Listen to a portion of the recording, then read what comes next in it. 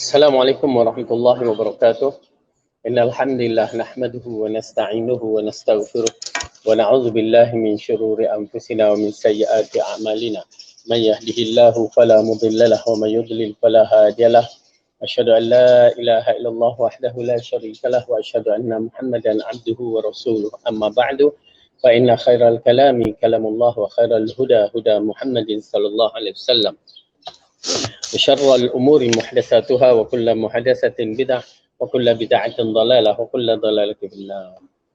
Alhamdulillah, kita rafakkan syukur kita kepada Allah Subhanahu Wa Taala yang menghidupkan kita, yang mengumpulkan kita dalam majlis ilmu, yang telah memberikan kita kekuatan dan kesihatan.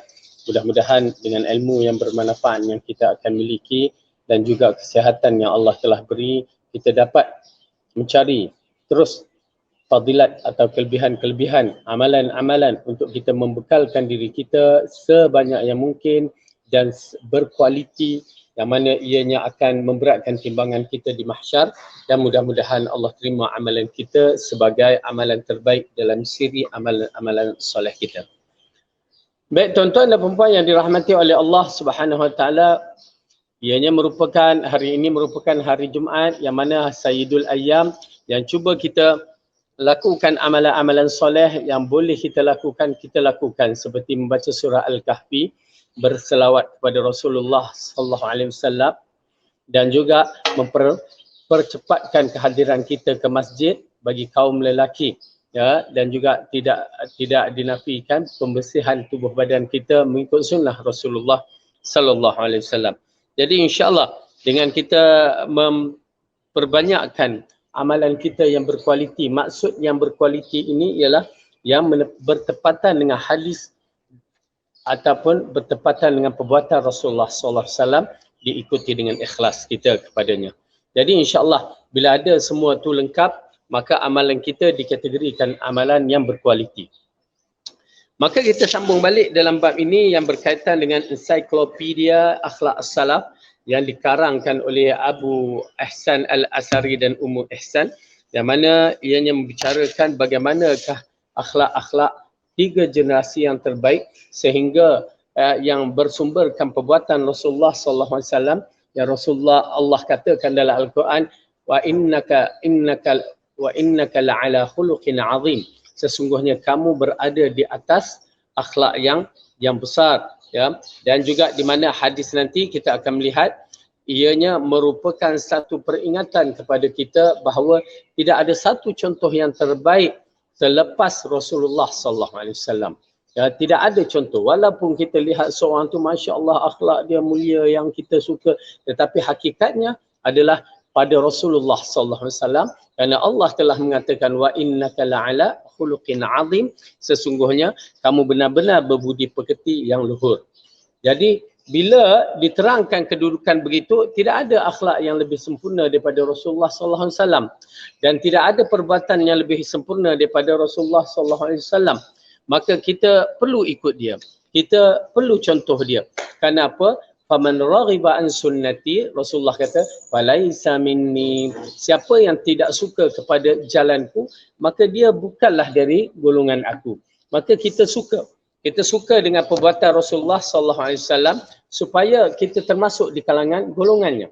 Okey, bermula apa pun akhlak kita bicarakan mesti bermula dengan akidah. Apa juga akhlak yang kita nak bicarakan mesti bermula dengan akidah, yakni hablum minallah, hubungan kita dengan Allah. Barulah akhlak-akhlak lain akan mengikuti jejak-jejak yang terbaik ini. Tetapi kalau akhlak kita dengan Allah itu bermasalah, ya, akhlak kita dengan Allah bermasalah, maka ianya akan menjadikan satu perkara yang tidak baik. Apa dia? Takut terbatal akhlak-akhlak kita disebabkan akidah-akidah fasid ini. Dan kita tahu bahawa akidah adalah usul yang akan menentukan syurga ataupun neraka seseorang. Baik, kita sambung balik pelajaran kita pada muka surat 4. Mana Allah berfirman dalam muka surat 4 ini, pertengahan perenggan yang kedua. Semua ini merupakan kurniaan yang Allah anugerah kepada siapa yang dikehendakinya. Dan kurniaan ini hanya diperolehi hamba yang melekatkan pada dirinya akhlak yang mulia. ya, apakah yang dimaksudkan ini? Dia berkaitan dengan hadis yang di atas, yang mana apabila Allah sukakan seseorang itu, maka diisytiharkan kepada Jibril alaihissalam. Ya, diisytiharkan kepada Jibril, aku suka kepada orang tu. Maka bila Allah telah mengisytiharkan kepada Jibril, lalu Jibril isytiharkan kepada malaikat-malaikat yang berada di atas langit sana, lalu malaikat-malaikat ini pun mencintai orang yang Allah cinta. Dan disitulah datangnya, ya, kebaikan kepada orang yang berada di muka bumi yang mana Allah cintainya, maka kebaikan itu tersebar kepada dirinya. Ya, kita nak tu. Oleh kerana tu, tuan-tuan dan perempuan, kecintaan kita yang sebenarnya adalah kita mengharapkan cintanya orang-orang yang cintanya mereka-mereka yang ada di langit. Ya, kita nak orang makhluk Allah yang berada di langit itu mencintai kita. Kerana apa? Kecintaan mereka itu adalah tulus, ikhlas yang datangnya dari Allah Subhanahu Wa Taala. Oleh kerana itu kita mengharapkan Allah mencintai kita dan kita mengharapkan agar Allah ampunkan dosa kita yang mana kita tersilap ataupun terlanjur.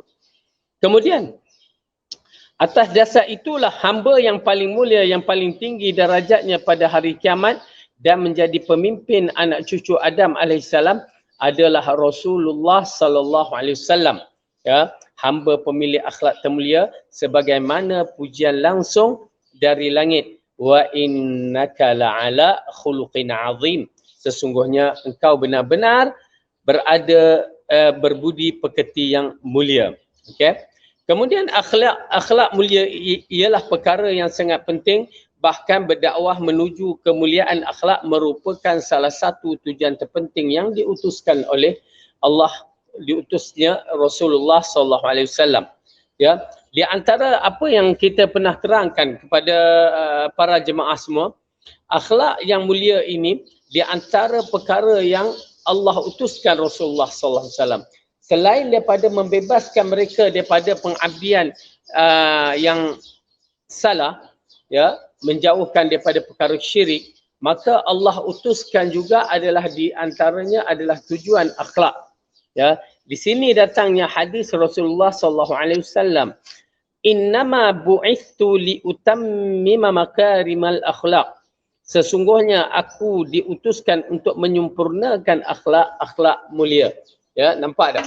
Ini mengisyaratkan Rasulullah sallallahu alaihi wasallam diutuskan dua perkara besar.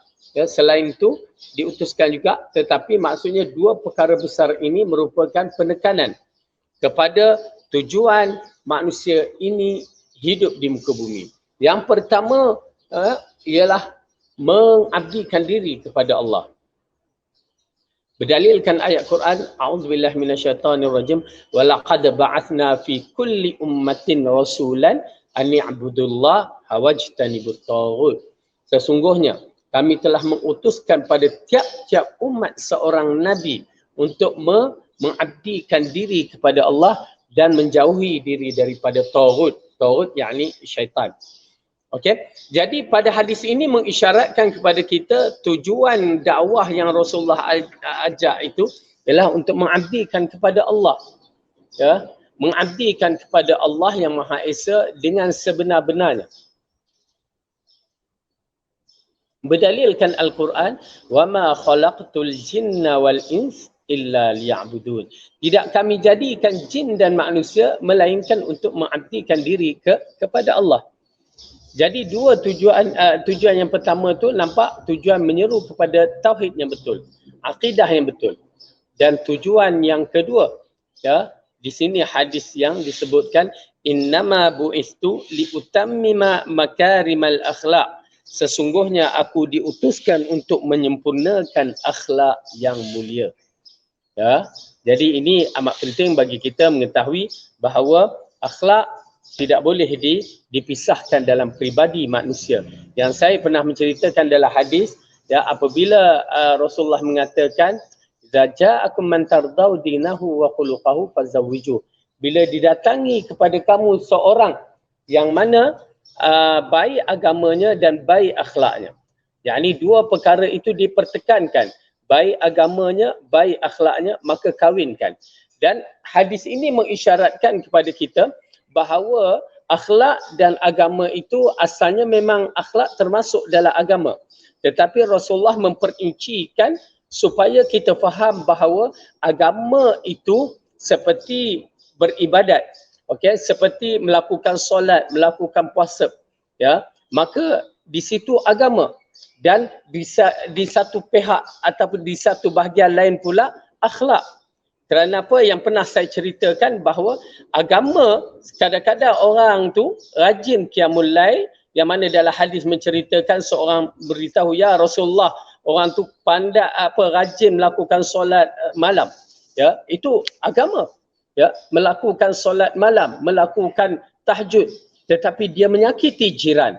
Itu akhlak. Ya, menyakiti jiran walaupun dalam agama tetapi dikategorikan akhlak. Lalu Rasulullah mengatakan, ya finnar, dia di dalam neraka. Okay? Jadi kita dapat bezakan, kita dapat memahami antara akhlak dan agama dalam hadis ini. Oleh kerana tu kadang-kadang kita nampak bila kita berkahwin, kalau kita berkahwin sendirilah kita tahu, ya, orang-orang yang dah berkahwin tengok kadang-kadang suami ataupun isteri mempunyai agama, tapi kadang-kadang akhlak kurang, ataupun suami mempunyai akhlak, agama kurang, dia akan berlaku, ya. Jadi oleh kerana itu kita perasan kadang-kadang suami itu masya-Allah tabarakallah, ya, dalam mengajar agama, dalam menerangkan agama, dalam memegang agama, masya-Allah. Tetapi bila sampai tentang akhlak, naudzubillah min zalik. Ya, tentang akhlak, naudzubillah min zalik. Baik, akhlak mulia tersebut mencakupi aspek hablum minallah, hubungan hamba dengan Allah, dan hablum minan nas, hubungan hamba dengan manusia. Kekurangan pada salah satu dari dua sisi ini bererti atau merupakan kekurangan dalam agama seorang Muslim. Ya, jadi kalau kita kurang agama kita ini dari sudut aspek hablum minallah wa hablum minan nas, berarti berat sangat-sangat. Kalau dua-dua ini kita bermasalah, maka dua-dua ini berat sangat-sangat. Tetapi kalau kurang satu, hablum minallah dan baik hablum minan nas, di sana ada masalah juga. Kerana apa? Hablum minallah mesti clear. Hubungan kita dengan Allah mesti clear. Dia tak boleh unsur syirik ada. Ya, hablum minan nas memang kalau berlaku kurang, tetapi hablum minallah kalau kita kurang yang boleh menyebabkan syirik, maka dikhawatiri yang menyebabkan kita boleh kekal di dalam neraka. Ya, na'udzubillah min zalik. Kita minta lindung kepada Allah, ya, supaya kita tidak ada masalah dalam hablum minallah. Okay? Tetapi hablum minan nas ini dia berbagai-bagai perkara yang mana ianya kalau kita lakukan salah, maka kita akan ialah berdosa, masuk neraka, tetapi ada lagi peluang untuk kita lepas. Ya, na'udzubillah lah, kita tak naklah masuk neraka. Tetapi kita di dalam hadis ini mengisyaratkan ada ruang lagi. Ada ruang lagi untuk kita menyelamatkan diri. Baik. Kita harus selalu ingat bahawa syaitan tidak pernah berhenti serta terus mengintai letak kelemahan kita. Biasa saja syaitan membuka 99 pintu kebaikan demi menjerumuskan kita pada satu pintu keburukan. Ya, agak menarik dalam bab ini, ya, bahawa memang syaitan apabila dia telah berjanji dengan Allah Subhanahu Wa Taala, dia akan sesatkan anak Adam sehingga hari kiamat. Ya, dia telah berjanji bahawa dia akan menyesatkan anak Adam sehingga hari kiamat. Maksud dia, syaitan ini full time berurusan dengan kita, ya, dia nak sesatkan kita. Dan sampai hari kita di alam sebelum kematian pun dia tetap datang. Ya, dia tetap datang nak memastikan risalah dia untuk menyesatkan anak Adam itu, kalau tak berjaya pun kot berkesan sedikit.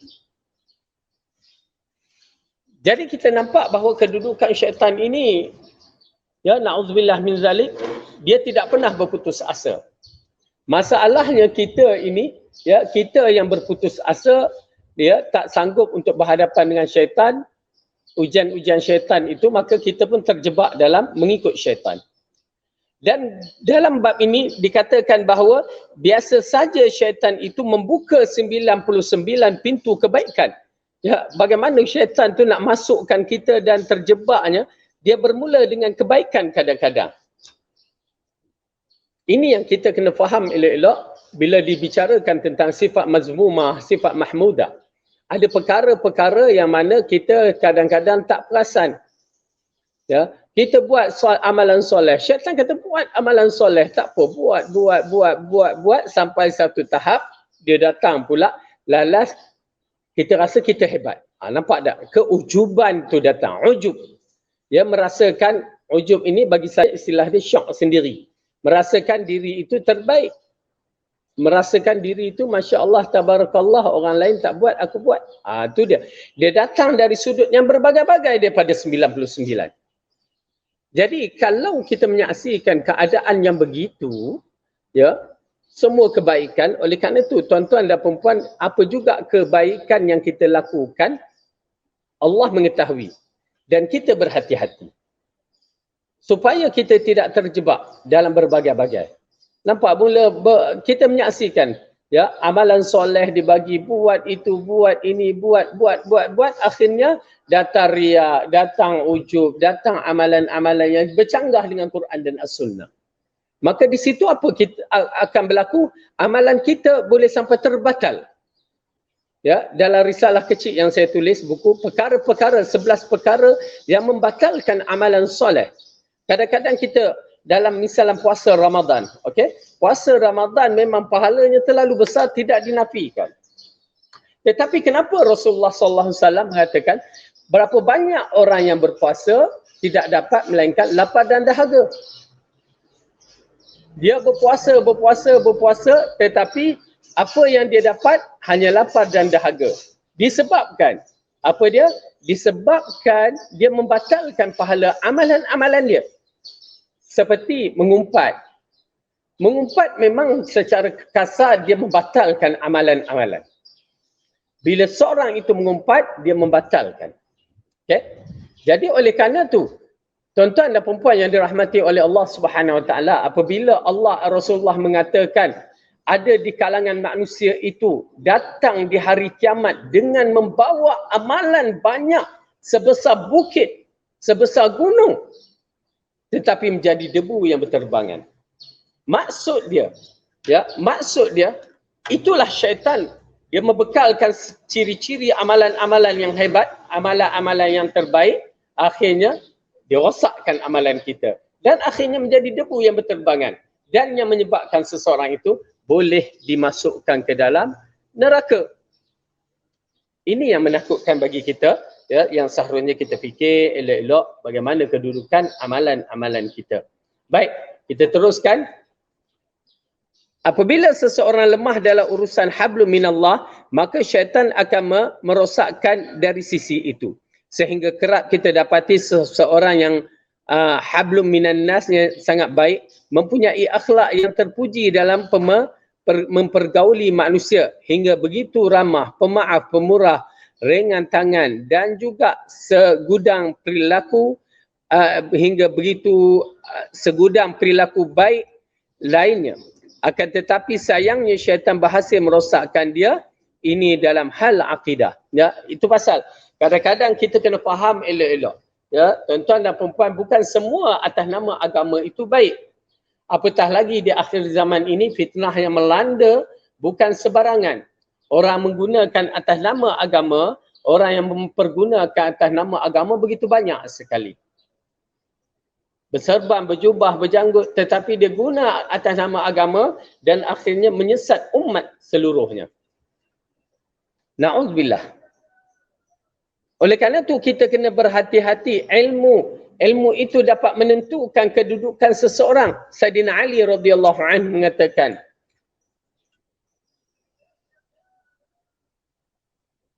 dengan satu kalimah dia, al-haqqu la yu'rafu bir-rijal. Kebenaran itu tidak dikenali melalui lelaki itu, lelaki ini. Yakni, oh lelaki itu warak, lelaki itu Masya Allah bawa ini, ya, agak penerangan dia baik apa semua. Tak. Walakin, tetapi ta'riful haqqa, kamu mengenali kebenaran, wa ta'rifur rijal, maka kamu akan kenal siapa orang itu. Ya. Jadi oleh kerana itu kebenaran itu adalah agama. kebenaran itu adalah Al-Quran dan As-Sunnah. Okay? Maka kalau ada kebenaran itu, maka sudah tentu ianya akan mendatangkan kebaikan kepada diri kita dan iman kita sendiri. Baik.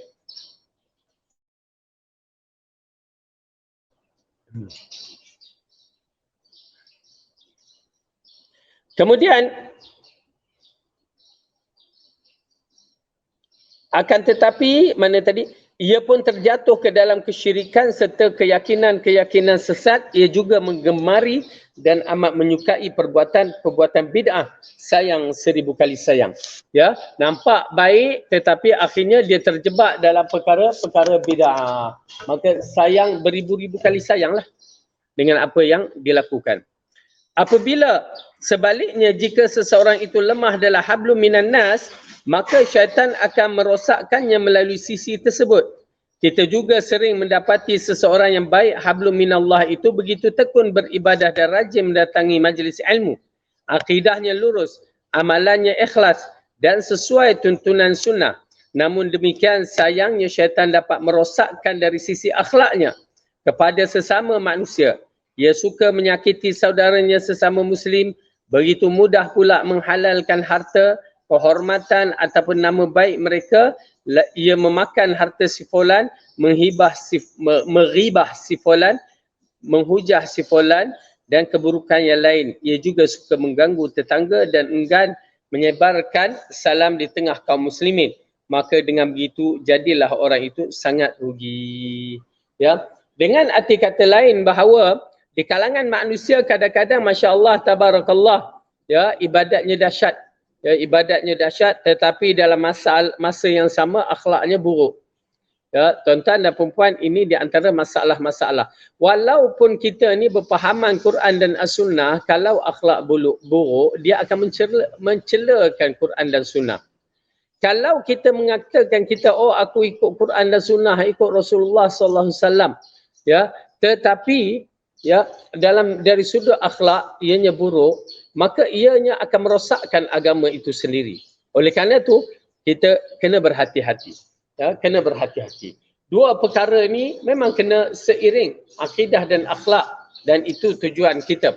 Dalam agama kita ni, ya, kalau tidak ada perkara ini, 4 perkara, maka ianya akan terpincang dalam agama ataupun kehidupan kita. Yang pertama, ya, 4 perkara ini, yang pertama adalah akidah. Semua orang ada. Hatta kalau orang tu kata aku ni tak ada akidah, tak ada tauhid, aku free thinker, itulah akidah dia. Dia kata dia tidak ada agama, itulah agama dia. Ya. Yang kedua berkaitan dengan syariat. Syariat adalah jalan yang mana kita berhubung dengan Allah. Setelah kita tahu bahawa Allah itu dengan sifat-sifatnya, maka kita diarahkan untuk mengabdikan diri kepada Allah. Dengan solatnya, dengan puasanya. Ya, itu di antara syariat. Berdalilkan ayat Quran, wa likullin ja'alna minkum syir'atan wa minhaja, dan sesungguhnya kami telah menjadikan pada tiap-tiap umat itu syariat dan manhaj mereka masing-masing. Okey, misalan syariat yang kita katakan ini ialah sembahyang apa tu syariat, dan ditambahkan beberapa amalan seperti Rasulullah mengatakan sesungguhnya harta ghanimah itu halal pada umat kita dan tidak halal pada umat yang terdahulu. Itu syariat. Ya, harta rampasan perang itu halal pada umat Muhammad tetapi tidak dihalalkan pada umat yang terdahulu. Misalan syariat Nabi Musa, nak bertaubat dalam kabair dosa-dosa besar, dia kena bunuh diri. Ya. Tetapi umat Muhammad tidak memadai dengan beristighfar. Okey, itu syariat. Kemudian yang ketiga manhaj. Akidah, syariat dan manhaj. Manhaj ini adalah jalan-jalan bagaimana kita nak mengabdikan diri kepada Allah. sembahyang. Macam mana sembahyang tu? Itu manhaj. Lalu dikatakan sembahyang itu pergerakan sallu kama ra'aitumuni usalli. Berwuduk, macam mana berwuduk? Jadi nak solat mesti ada wuduk, maka itulah syah manhaj dia. Dan begitulah sampainya tertegaknya daulah Islamiah. Kemudian yang keempat, akhlak. Akhlak. Maka berkaitan dengan akhlak, kita dah terangkan Rasulullah bezakan antara orang yang ada agama dan ada akhlak. Ya, dia adalah satu perkara yang agak asing. Jadi kalau ada agama, tak ada akhlak, maka ianya pincang. Maka kena ada dua-dua, agama dan akhlak. Baru kedudukannya baik. Baik.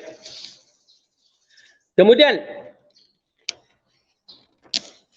sesungguhnya sayang 1000 kali sayang yang diriwayatkan dari Abu Hurairah radhiyallahu anhu bahawa Rasulullah sallallahu alaihi wasallam pernah bertanya, "At-tadruna manil muflis?"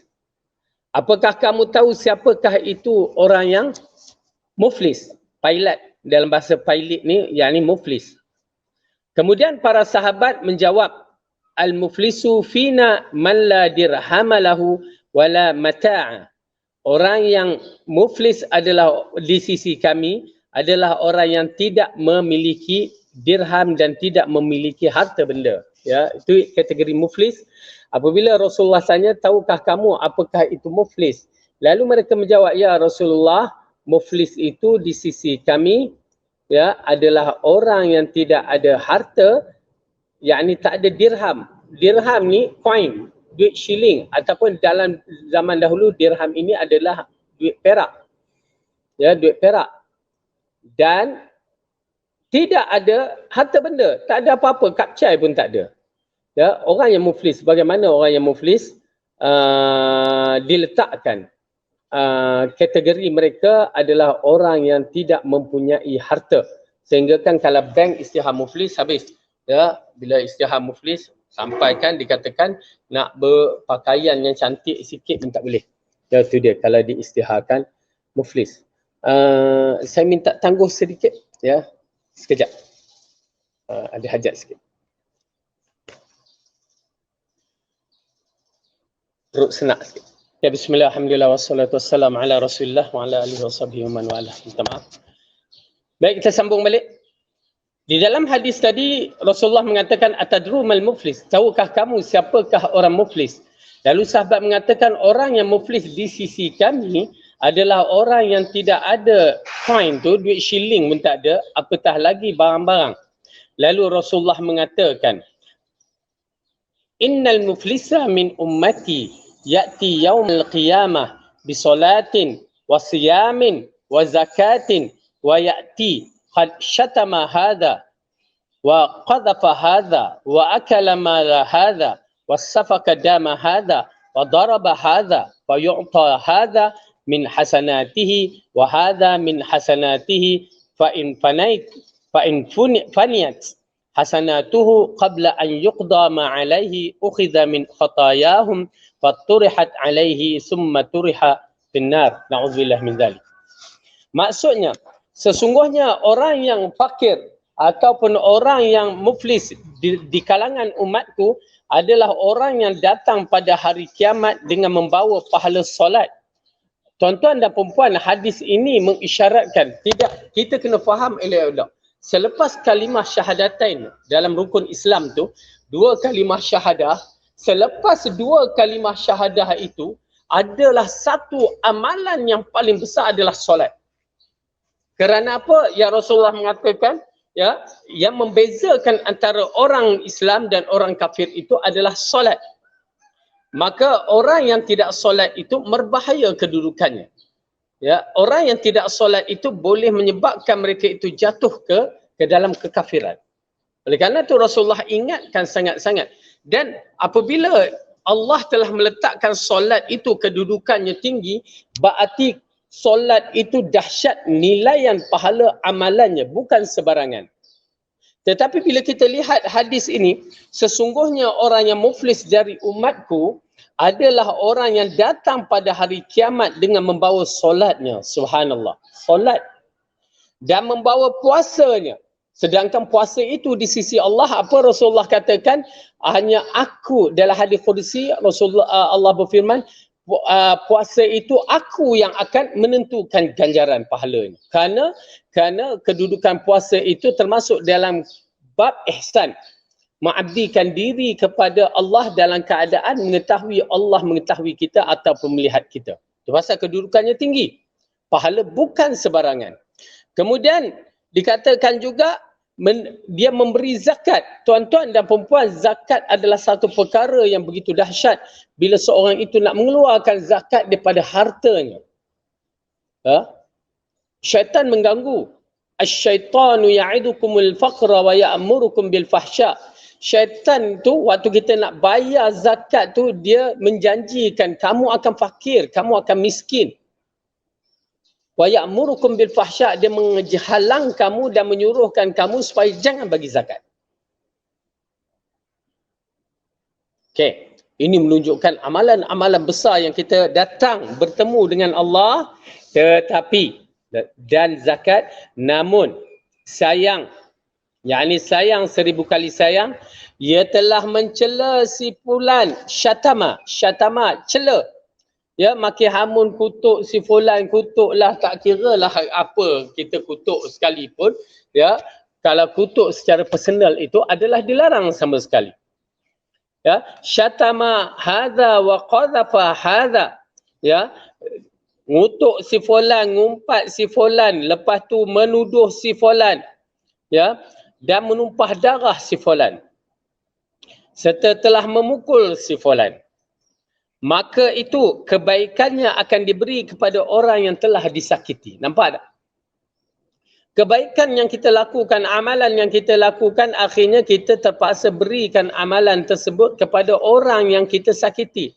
Apa maksud tu? Tuan-tuan dan perempuan, kerja, akhirnya kena scammer. Ya, kena scam dengan scammer. Habis duit. Macam mana kedudukannya? Cara waktu baru ni bank Maybank dalam keadaan tengah buat sesuatu tu pun ada yang buka-buka tengok akaun dia kosong, terkejut dia, hampir-hampir aku pengsan, dia kata. Rupanya bukan, dia ada masalah teknikal sedikit dalam proses pembaikan. Ya, itu baru tiba-tiba je tengok dah habis. Ini habis terus. Duit yang banyak habis terus, hilang. Apa yang kita dapat? Kalau dunia kita akan meratapi, ya, pening kepala buat report, cuba nak dapatkan balik, tetapi di akhirat, tuan-tuan dan perempuan, apa Allah ceritakan di sini?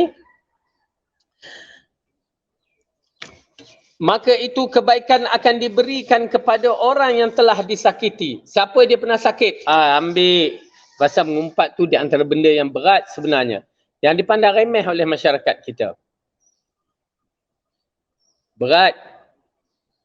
Okey. Kemudian, apabila kebaikan sudah habis padahal perkaranya belum lagi selesai, dah bagi, perkara tak selesai lagi, maka dosa orang yang disakiti itu pun diberikan kepadanya, kemudian ia pun dilemparkan ke dalam neraka. Maksudnya, umpatan-umpatan yang kita lakukan itu akhirnya kita dah tak ada barang pahala kita nak bagi. Akhirnya kita terpaksa ambil dosa dia. Inilah satu perkara yang menyakitkan. Orang lain yang buat dosa, kita yang kena tanggung. Tapi apa nak buat? Ya, Rasulullah dah terangkan perkara itu di dalam hadisnya. Berarti ianya akan berlaku. Maka berhati-hati. Dia berhati-hati. Kemudian apabila maka dosa orang yang disakiti itu pun diberikan kepadanya. Kemudian ia pun dilemparkan ke dalam neraka. Nauzubillah min zalik. Dilemparkan ke dalam neraka. Saudaraku yang dirahmati Allah, perhatikan baik-baik nasib orang ini. Ia adalah seorang yang tauhidnya benar dan jauh daripada perkara bidah. Ini orang yang faham Quran dan Sunnah kena faham elok-elok. Ya, jangan kita terlampau, oh aku dah faham Quran Sunnah berarti aku selamat. Tak. Ya, Rasulullah berbicara ini pada para sahabat yang mana mereka itu kedudukannya radhiyallahu anhum. Kedudukannya tinggi. Rasulullah telah berucap kepada para sahabat yang mempunyai kedudukan tinggi bahawa kamu akan berhadapan dengan perkara yang begini kalau tidak jaga. Oleh kerana itu, kita lah yang kena jaga. Ya. Ia adalah seorang yang tauhidnya benar jauh daripada perkara bid'ah. Sebab tidaklah mungkin seorang menggantungi pahala dan amal yang telah dilakukan kecuali ia memiliki tauhid yang benar.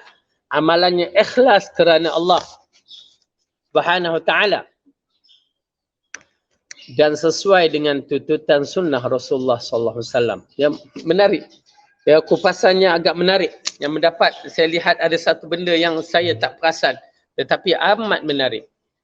Apabila hadis ini Rasulullah katakan, ya, dikatakan kepada para sahabat, maka kita kena faham elok-elok bahawa perkara itu perkara itu berkaitan dengan amalan-amalan soleh orang yang bukan di kalangan ahli bid'ah. Kalau ahli bid'ah Rasulullah tak sebut benda-benda ni. Kenapa? Mereka sendiri amalan sudah terputus. Ya, amalan mereka sudah terputus. Tetapi bila ahli sunnah, amalan mereka itu bertepatan dengan sunnah. Berarti sudah tentu ianya diterima oleh Allah. Atas situ. Ya, subhanallah, menarik. Kerana saya tak perasan kalau amalan ni ahli bid'ah memang amalan itu ditolak. Man amila amalan falaysa minna fahuwa raddun. Siapa yang melakukan amalan yang bukan daripada kami maka tertolak. Tetapi sekarang orang ini adalah orang sunnah yang beramal dengan amalan sunnah. Mengikut Quran dan sunnah, tetapi dia terjebak dalam perkara yang begini, mengumpat mencela. Ya, na'udzubillah min zalik. Maka ianya merupakan satu kerugian yang besar. Akan tetapi setelah pahala amal itu dikantungi, semuanya musnah, tidak tersisa disebabkan akhlak yang buruk dan kezalimannya terhadap sesama muslim. Na'udzubillah min zalik. Minta lindung kepada Allah. Ya, kita minta lindung kepada Allah. Yang mana kita kesilapan, ya, yang telah tersilap, insya-Allah kita minta Allah ampunkan dosa kita. Ya. Kita minta Allah ampunkan dosa kita. Kita tidak mahu Allah batalkan amalan-amalan kita. Tuan-tuan dan perempuan, apatah lagi dalam usia-usia yang lanjut. Umur dah lanjut. Ya. Amalan yang kita lakukan pun kita tahu lepas pencin pun kadang-kadang. Rugi kita. Kalau kita kita beramal dan kita biarkan ianya rosak.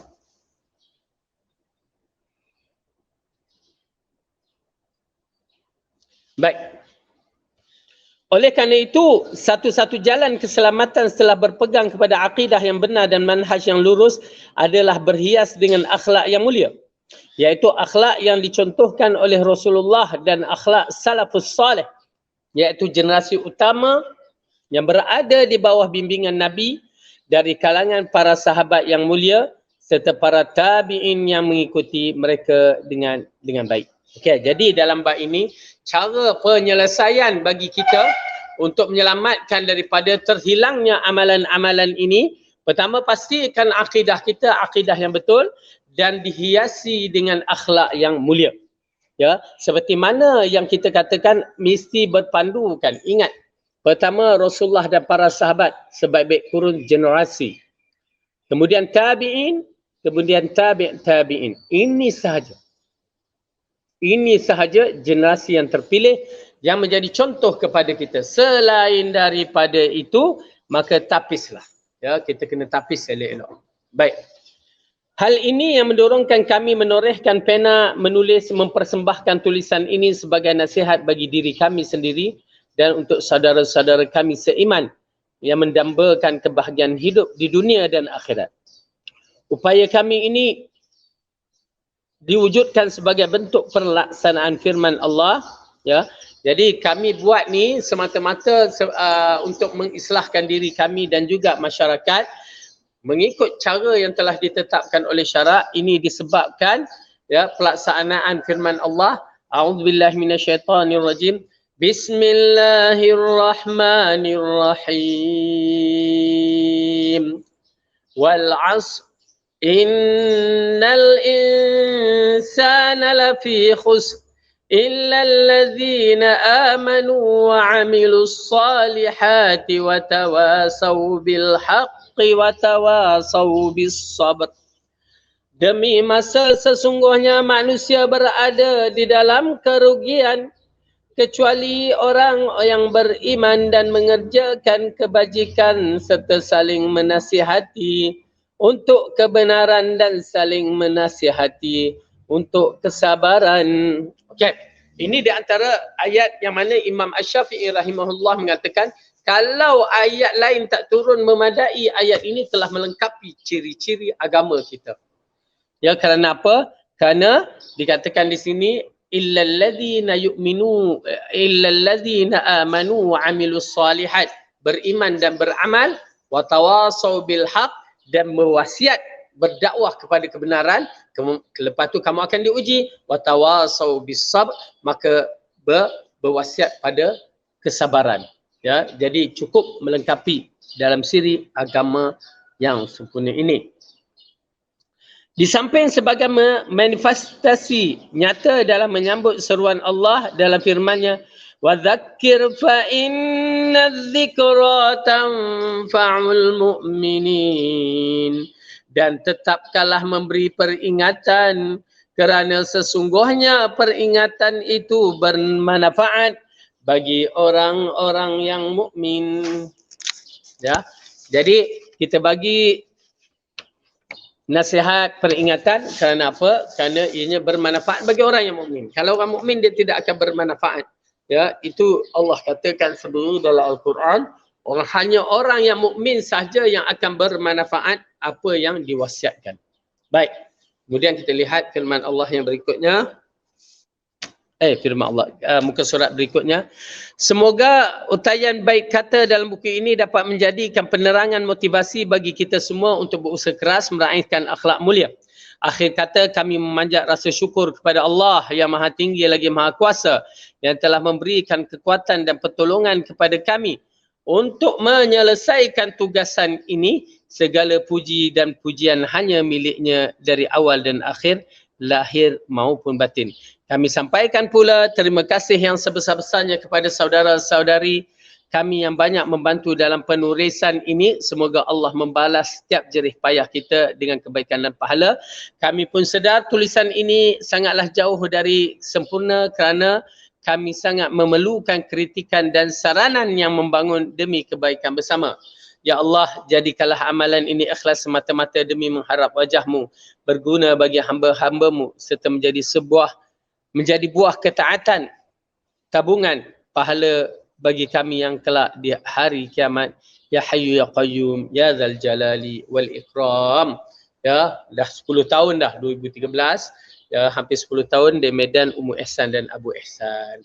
Maka insya-Allah ini dia buku dia. Ya, mukadimah telah selesai, kita bacakan ensiklopedia akhlak salaf. Jadi saya rasa ada yang berminat, insya-Allah saya sedang menguruskan buku-buku ini melalui sahabat saya Abu Talhah, dan dia akan menghubungi tuan-tuan dan puan nanti, ya. Insya-Allah berhubunglah dia. Ya, baik. Jadi insya-Allah pertama sekali kita sampai kepada mukaddimah pengertian akhlak mulia, ya, muka surat 11. Lepas tu 15, kedudukan akhlak mulia dalam Islam. 4 pilar akhlak mulia. 31, bercermin dari akhlak mulia. Faedah dan keutamaan akhlak mulia. Akhlak mulia antara tabiat dan kebiasaan. Akhlak mulia, ya, cara mencapai akhlak mulia. Baik. Mari kita tengok apakah dia yang perlu kita tahu tentang akhlak mulia ini. Bismillah.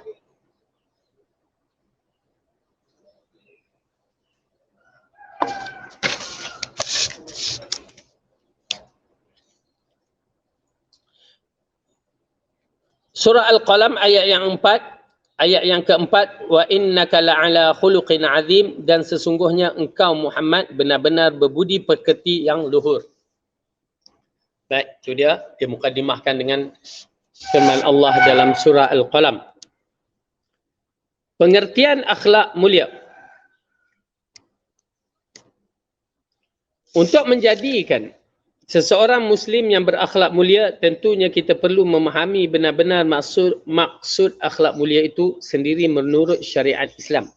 Okey, jadi pengistilahan pada agama kita ini, ya, kita merujuk pentafsiran atau pemahaman yang dibawa oleh 3 generasi yang terbaik.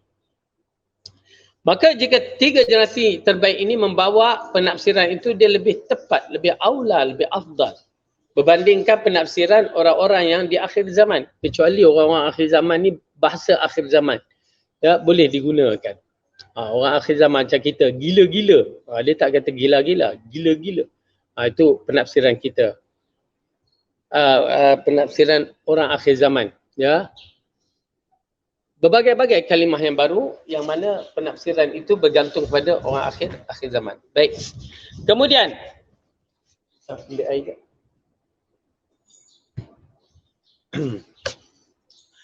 Dari jumlah penjelasan para ulama mengenai akhlak mulia, terdapat satu benang merah yang dapat kita simpulkan, iaitu akhlak mulia itu terangkum dalam bentuk ketundukan dan ketakwaan pada Allah kapanpun di mana pun kamu berada, hingga menimbulkan rasa malu sekaligus takut kepadanya. Sikap santun dan lemah lembut terhadap sama makhluk sehingga timbul rasa saling menghormati dan menjaga hak sesama serta menjaga hak kehormatan diri dengan nilai-nilai Islam yang luhur sehingga melahirkan pribadi yang terhormat lagi mulia. Okey, ini di antara istilah akhlak mulia. Ya, apa dia? Yang pertama sekali yang diterangkan dalam bab ini berkaitan dengan akhlak yang mulia ialah bagaimana hubungan kita dengan Allah, ketundukan dan ketakwaan kita kepada Allah. Ya, ketundukan dan ketakwaan kita kepada Allah itu diambil kira. Makin kita bertakwa, makin tinggi akhlak sebenarnya. Makin kuat kita beramal, makin kita jaga amalan kita, maka makin tinggi kedudukan kita. Dengan arti kata lain, ketakwaan itu adalah neraca ukur bagi seseorang itu. Bagaimana ketakwaan itu jika dia bertakwa bersungguh-sungguh, dia takut kepada Allah, kerana ini yang dikaitkan dengan dalil hadis anta'budallaha ka'annaka tarahu fa illam takun tarahu fa innahu yaraka. Kamu menyembah Allah seolah-olah kamu melihat Allah. Tetapi jika kamu tidak melihat Allah, namun Allah tetap melihat kamu. Okay? Jadi itu dia. Dalam siri amalan kita ini, ketakwaan itu adalah asas. Jadi bila ketakwaan kepada Allah itu asas, dia akan membuatkan kita beramal mengikut apa yang ditetapkan.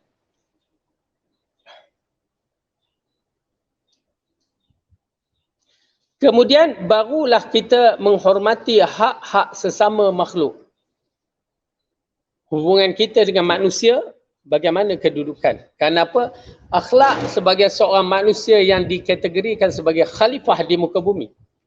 Kita ini adalah khalifah. Apabila Allah berfirman dalam Al-Quran, wa idh qala rabbuka lil malaikati inni ja'ilun fil ardi khalifah. Apabila Allah mengatakan kepada para malaikat, sesungguhnya kami akan menjadikan khalifah di muka bumi. Jadi akhlak yang mulia ini amat penting kerana nak mendudukkan sifat-sifat khalifah di muka bumi ini. Ya, jadi dua perkara, hubungan kita dengan Allah dan hubungan kita dengan manusia. Berikut ini beberapa nukilan dari pernyataan para ulama mengenai hakikat akhlak mulia menurut Islam. Jadi sekarang kita akan tengok apakah yang dinukilkan ulama-ulama berkaitan dengan hakikat akhlak. Saya ni Tak bersihat sikit saya. Sakit perut pula. Kita maaf ya kalau boleh kita habis sedikit lagi. Kerana tak bersihat pula. Sikit. Baik. Berikut ini kita lihat yang pertama, Syekhul Islam Ibn Taymiyah berkata, berakhlak mulia terhadap sesama manusia terwujud dengan cara menyambungkan tali silaturahim dengan orang yang memutuskannya darimu dan bisa merupakan mengucapkan salam kepadanya, menghormatinya, mendoakannya dan memohonkan keampunan untuknya, memuji kebaikannya serta menyanjunginya, juga dengan cara tetap memberi kepada orang yang selama ini enggan mengajar ilmu dan enggan memberi manfaat dan hartanya atasmu, ataupun memaafkan sesiapa saja yang telah menzalimimu dalam urusan darah, harta maupun kehormatan. Perkara di atas ada yang hukumnya wajib dan ada yang sunnah. Okey, Syekhul Islam Ibn Taymiyah seorang ulama yang besar, di antara ulama-ulama yang agung yang diambil sebagai bahan rujukan oleh seluruh dunia sebenarnya. Dia tak kira apa mazhab sekalipun, dia akan mengambil rujukan kepada dia dalam beberapa isu yang mana rujukan dia amat penting. Kerana dia di antara seorang ulama yang mempunyai kebolehan yang cukup dahsyat. Pengetahuan keilmuan dia begitu dahsyat. Dan keberanian dia sehingga dia berperang dengan Tatar, ya, Mongol, begitu dahsyat. Dan dia beberapa kali kena penjara di ataskan masalah fatwa dia. Namun dia tidak berganjak dan akhirnya kita tahu bahawa dia mati dalam usia yang agak muda. Dan dia tidak berkahwin. Namun Syekhul Islam Ibn Taymiyah ini dia berkata di antara yang dikategorikan akhlak mulia, dia sudah tidak bicara bab hubungan dengan Allah, kerana hubungan dengan Allah itu wajib. Tak boleh lari kerana akhlak mulia mesti ada hubungan dengan Allah. Jadi hubungan dengan Allah ni kita dah letak bahagian pertama dan sekarang ini ditafsirkan oleh Ibn Taymiyah berkaitan dengan akhlak mulia ini ialah berakhlak mulia terhadap sesama manusia terwujud dengan cara menyambungkan. Ya, bagaimana kita nak hidupkan akhlak mulia ini dengan sesama manusia? Pertama dengan silaturahim.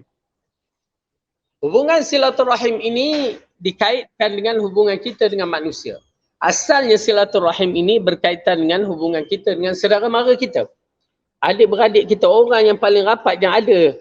Orang kata bau darah, bau bacang keturunan ni. Itu dia silaturahim. Dan dikaitkan pula dengan orang lain, silaturahim pun hubungan baik ya sesama mereka.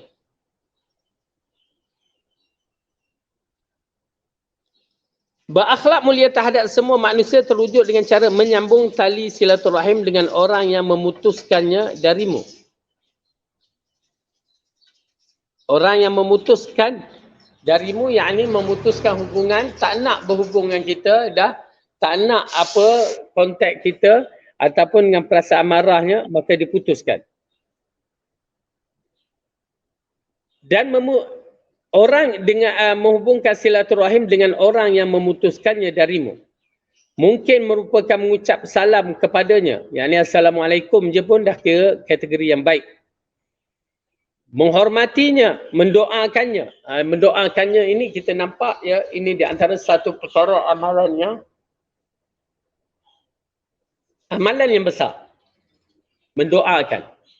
Kerana apa? Jarang orang nak doa orang yang dibenci di belakang, melainkan doa yang tak baik. Mampulah dia, kan kita kata. Allah hancurkan dia, kan.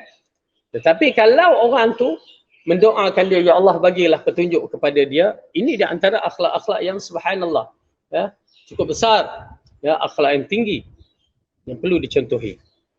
Okey.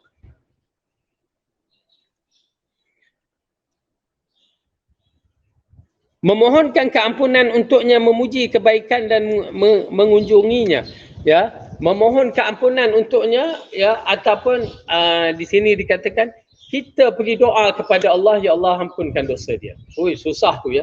Tuan-tuan dan perempuan, bukan senang. Kalau orang yang kita tak ngam, kita nak doakan dia, ya, bukan senang. Tetapi itulah yang dikategorikan sebagai akhlak yang mulia. Memuji kebaikannya. Biasanya kalau kita ni tak kira, hatta suami isteri pun kalau dah bergaduh semua nampak buruk. Ya, sedangkan dalam Al-Quran mengatakan la tansa wala tansa fadla bainakum. Jangan lupa kebaikan di antara kamu. Kahwin dah beratus tahun, tiba-tiba salah sehari terus lupa. Beratus tahun pula, ya. Berpuluh tahun salah sedikit terus lupa. Terutamanya kaum perempuan yang Rasulullah dah ingatkan kedudukan mereka begitu. Ya, mereka tu begitu. Yang dikatakan kufur asyir. Hanya Allah yang berikan kekuatan kepada kaum lelaki, ya, untuk memaafkannya ke atau apanya. Kerana mereka terlupa. Tak ingat. Waktu tu dia datang Zoom kata, dia marah kepada suami dia. Sampai dia boleh kata, kamu suami aku tak ada kebaikan walaupun sebesar zarah. Berat tu. Tuan-tuan dan perempuan. Ya. Dia kutuk suaminya. Teknikal. Ini di antara masalah. Saya nasihatkan kepada kaum wanita berhati-hati. Kerana Rasulullah telah mengisyaratkan ramai yang masuk neraka disebabkan itu. Itu belum lagi kalau kita keluar rumah tak minta izin, ya, pergi ikut suka hati kita je, tak boleh sebenarnya. Tuan-tuan dan perempuan, ibu-ibu, neraka Allah itu amat berat. Jangan disebabkan suami. Seharusnya mereka tahu bahawa pada suami itu ada syurga yang menanti. Banyak syurga menanti. Tidak ada pada orang-orang lain. Ya. Seperti mana seorang isteri menghormati, melayani suaminya dengan cara yang betul. Seperti seorang anak melayani mak bapaknya yang betul. Dengan cara yang betul. Wajib. Walau merajuk macam mana pun, hak suami itu tetap kena ada. Tapi kalau dah kita duduk tidak mengikut arahan Allah, na'udzubillah min zalik, menyakiti suami berat hukumnya. Ya. Baik.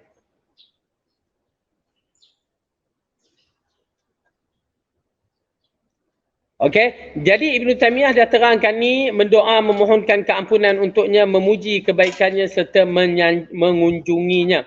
Juga dengan cara tetap memberi kepada orang selama ingin enggan mengajarkanmu ilmu dan enggan memberi manfaat dari harta atasmu. Ya, atau memaafkan siapa yang menzalimimu dalam urusan darah, harta maupun kehormatan, maka perkara di atas ada yang hukumnya wajib dan ada hukumnya yang sunnah. Maka dalam bab ini, dalam menjaga akhlak ini, ada yang wajib, ada yang sunnah dikatakan. Ya, terutamanya kalau dengan mak bapak wajib. Mak bapak wajib. Suami ataupun isteri wajib dijaga. Okey, tapi hak suami wajib.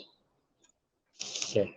Al-Mawardi rahimahullah mengungkapkan seseorang itu dikatakan berakhlak mulia jika budinya, pekertinya halus, berwatak lembut, wajahnya ceria, tidak suka mengherdik dan selalu bertutur dengan kata-kata yang baik.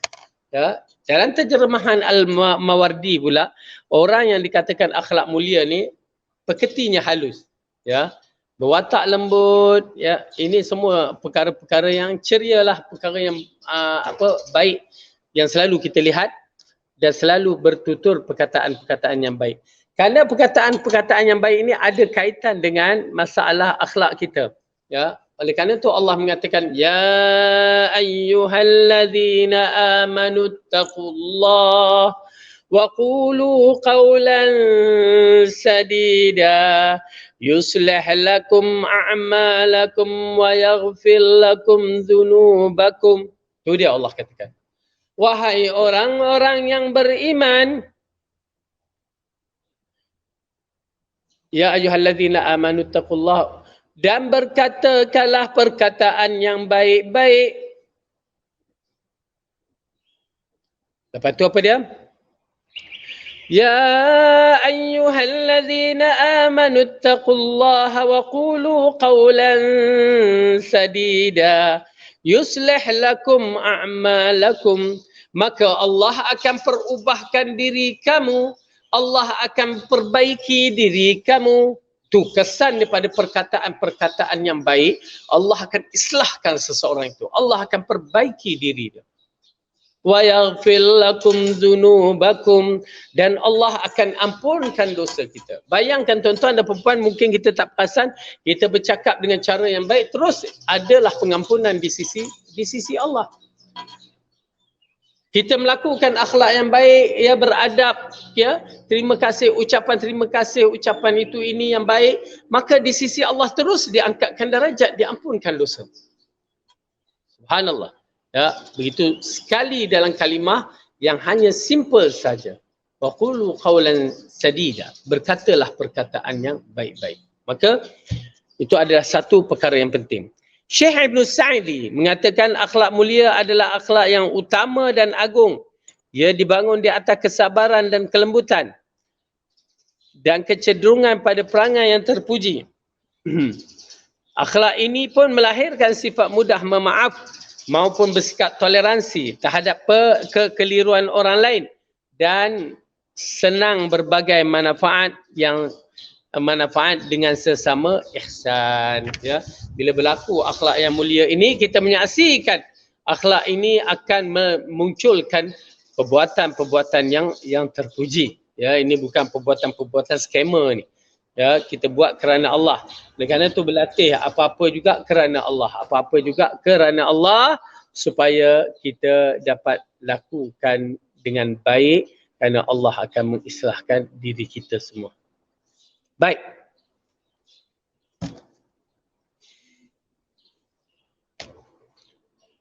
Akhlak terpuji terwujudnya pula dengan kesabaran menghadapi berbagai kejahatan. Ya, kalau orang tu ada kesabaran, biasanya insya-Allah akhlak dia mulia. Ya, dia sabar, kan? Dia banyak sabar, kerana orang yang sabar ni dia tidak semudah itu nak bertindak sesuka hati dia, tak. Ya, dia bertindak, dia berhati-hati. Baik.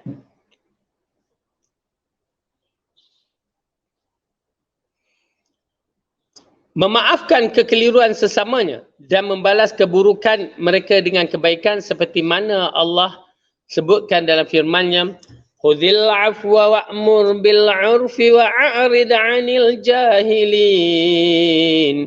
Jadikanlah pemaaf dan suruhlah orang mengerjakan ma'ruf, serta jangan pedulikan orang-orang yang bodoh. Ini dia.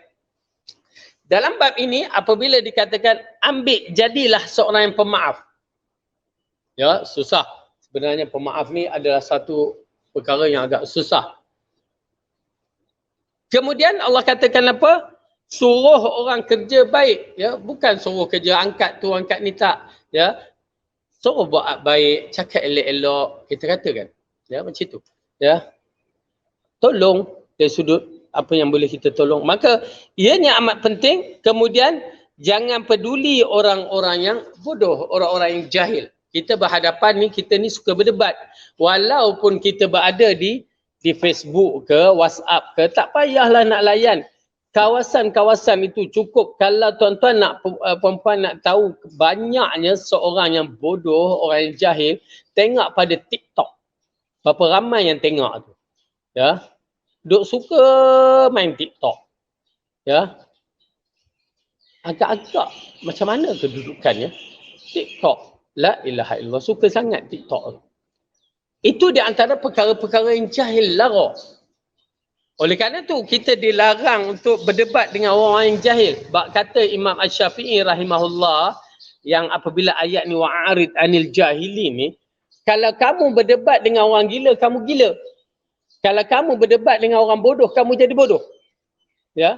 Kerana mereka berbicara ikut hawa nafsu, bukan mengikut fakta ilmu. Oleh kerana tu kena berhati-hati.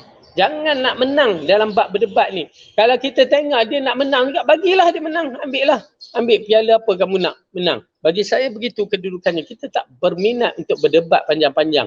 Kamu sangka kamu betul, itu antara kamu dengan Allah, tapi kita dah sampaikan. Tak boleh, tak boleh.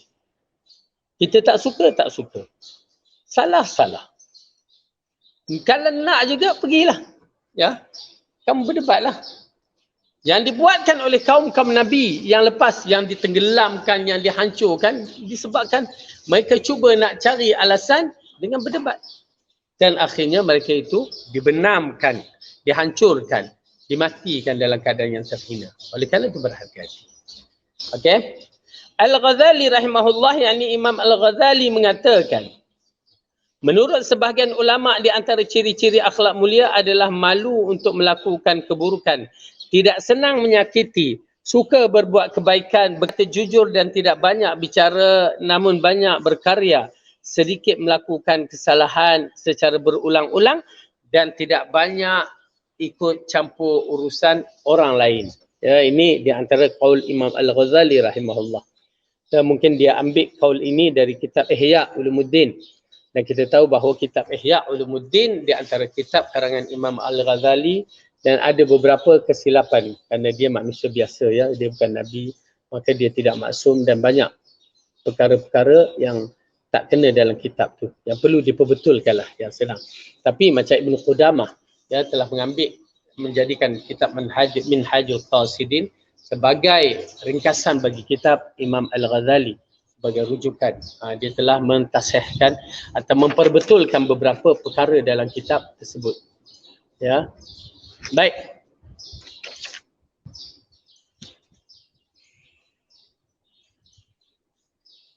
Jadi Imam Ghazali mengatakan menurut sebahagian ulama di antara ciri akhlak mulia adalah malu untuk melakukan keburukan.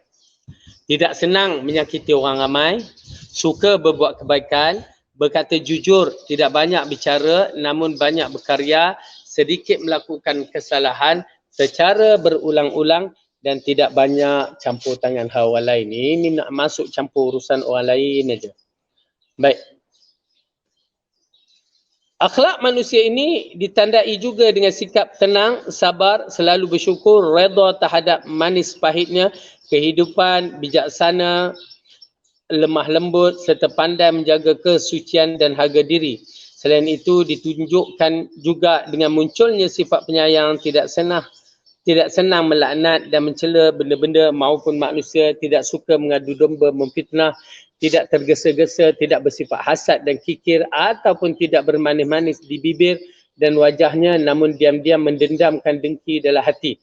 Juga mencintai dan benci seorang kerana Allah serta redha marah kerana Allah. Dengan arti kata lain, khulasah dari ucapan ini, ya, perkataan ini ialah semua sifat mahmudah, sifat yang terpuji itu, maka itu adalah akhlak yang baik. Ya. Sifat yang terpuji itu adalah akhlak yang baik. Dan mencari perbuatan itu, mencari keredaan Allah, itulah kemuncaknya. Jadi Allah, saya minta izin, ya, untuk berundur awas, tak berapa sihat pula. Ya, insya-Allah kita berhenti di sini. Bagaimana kita dah menyaksikan tentang akhlak-akhlak yang mulia ini yang dimaksudkan berselisih pandangan ulama. Namun begitu, semua yang digambarkan sifat-sifat yang terpuji ataupun dalam bahasanya sifat-sifat mahmudah. Dia ada sifat mazmumah, ada sifat mahmudah. Sifat mahmudah maksudnya sifat yang terpuji. Sifat mazmumah adalah sifat yang tercela. Maka sifat mahmudah adalah perlu kita miliki dan sifat mazmumah perlu kita jauhi. Jadi insya-Allah mudah-mudahan apa yang kita dapat pada hari ini kita manfaatkan, kita cuba beramal dan kita minta Allah istiqamahkan kita mengikut jalan dia dengan cara yang betul. Dan saya minta maaf, ya, terpaksa berhenti awal, tak sihat sikit, dan mudah-mudahan Allah ampunkan dosa saya dan kita semua.